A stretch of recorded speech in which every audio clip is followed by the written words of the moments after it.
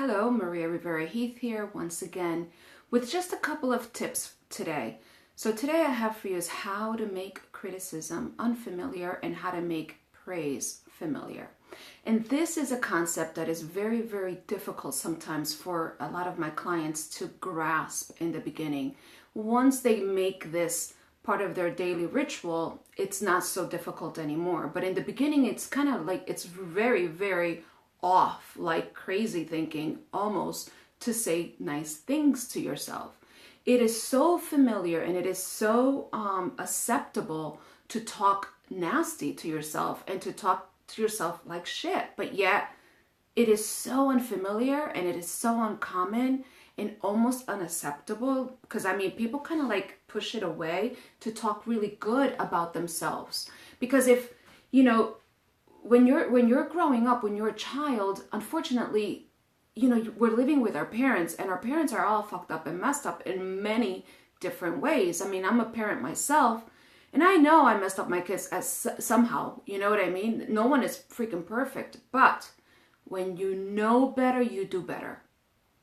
When you learn something, apply it to your best ability. You're not going to be perfect, but at least take one step towards that goal that you may be working towards. And therapy and mental health is no different. So here's one thing. What does criticism look like, right? So, for example, I compliment a lot of my clients. If they're wearing nice shoes, I'm like, oh wow, those are really nice shoes, or that's a pretty blouse, or the earrings are pretty, something, you know, like if I like it, I'll do. I'm not gonna freaking lie to them, but if I see something, I'll say it. That goes everywhere I go. You know, if I see something, I'll say, hey, that's really nice. No harm.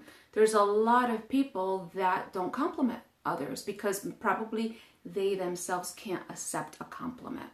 So what does criticism look like? So criticism can be, you know, self-criticism. I'm stupid, I'm not lovable. It's like I'm not pretty enough, I'm not good enough.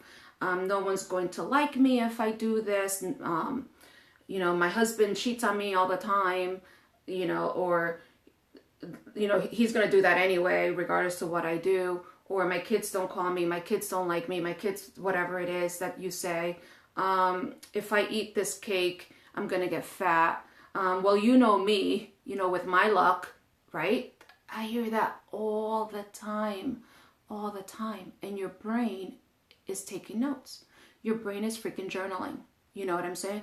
Your brain is journaling, jotting down every belief that you say. Think it, don't say it.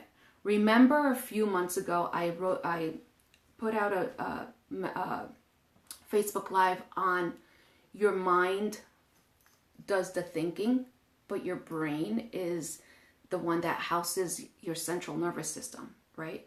So if your brain is the one that's housing your central nervous system and your mind is the one that's doing the thinking, what the hell does the mind know if you're lying to it? You know what I'm saying? You know, you can feel a certain way, but you're going to say something different.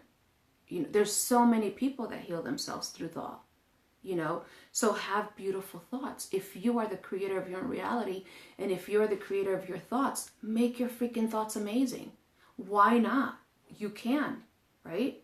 So one of the things that I read just recently, an article on this particular thing in regards to, like, if I eat cake, I get fat. You don't even have to eat the freaking cake. You don't even have to touch it. You don't have to inhale it. There's a lot of people that say, I'll smell cake and just by smelling it, I get fat. Or just by thinking about sex, I get pregnant. I hear that all the time.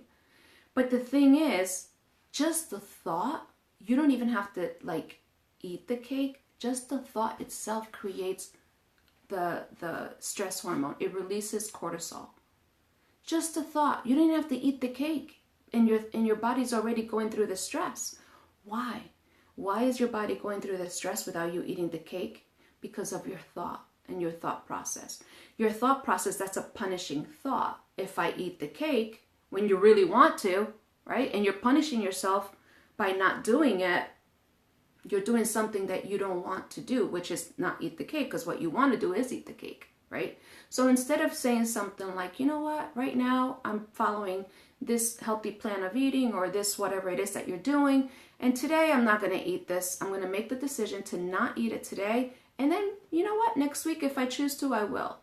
That's more of a relaxing way of thinking, a relaxed more way of thought and talking to yourself than to self-punish. Okay, so that's what criticism looks like. That unfortunately seems to be the familiar. So let's make praise, which is unfamiliar, familiar, right? The energy shifts.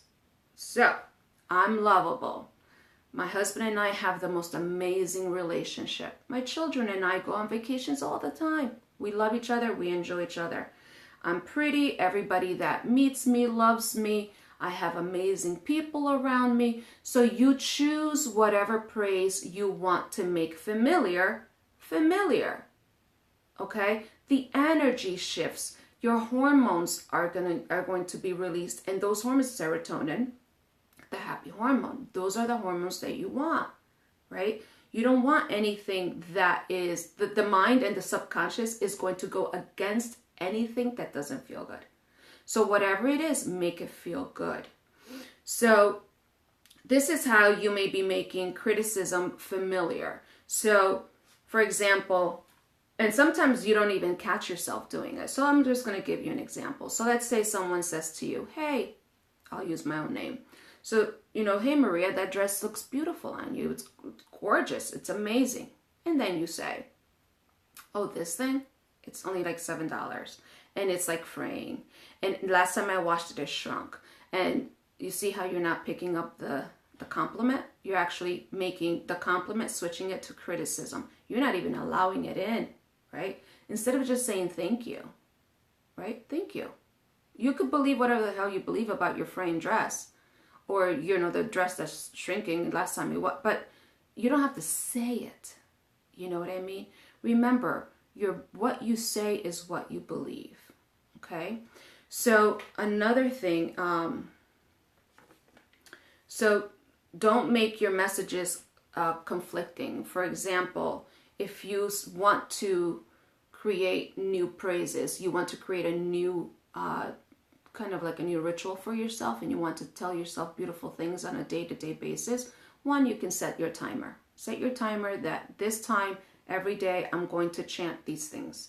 I'm going to write whatever it is. You're going to say your affirmations, and you're going to say, by not conflicting, I love myself, and then say, well, this is dumb.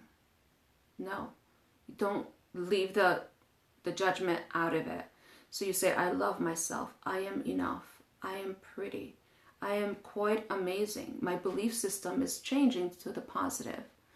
So make that your ritual. Make that without judgment, without any type of conflicting messages. And do that for 3 minutes. You can do that for 3 minutes, 2 minutes, 1 minute. Add seconds, right?